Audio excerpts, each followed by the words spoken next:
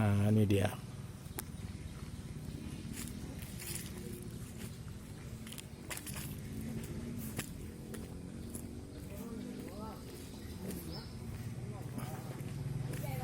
Nah, jadi masyarakat di sini pelihara sapi di mana saja. Nah, sumber ekonomi di Aceh besar. Itu kau. Nah, ini udah lari takut sama orang dia datang, lari dia. Sudah lari dia.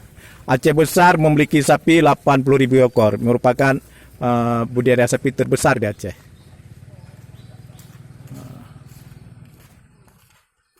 Itu ngodai pakai. Hah? Apa ulau? Dum lumo.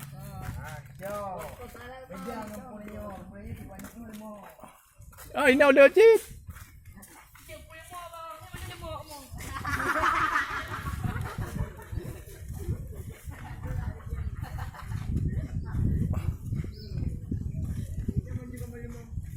Ah.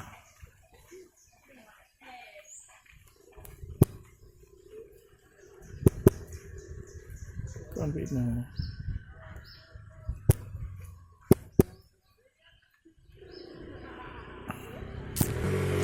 Taruh.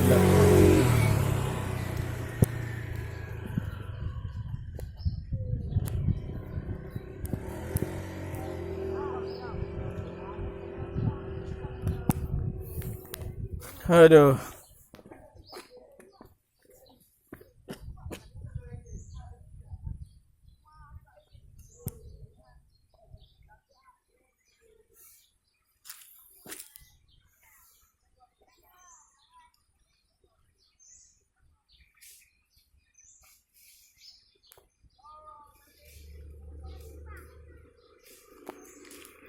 Jadi di desa ini masyarakat banyak melakukan budidaya sapi di desa Lamsenia di Kecamatan Lepung Aceh Besar. Sapi-sapi mencari makan bisa di halaman rumah penduduk, bisa ke sawah-sawah,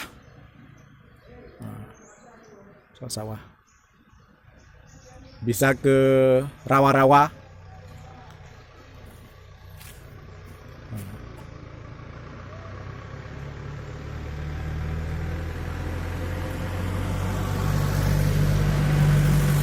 Jadi di sini banyak pakan sapi emang.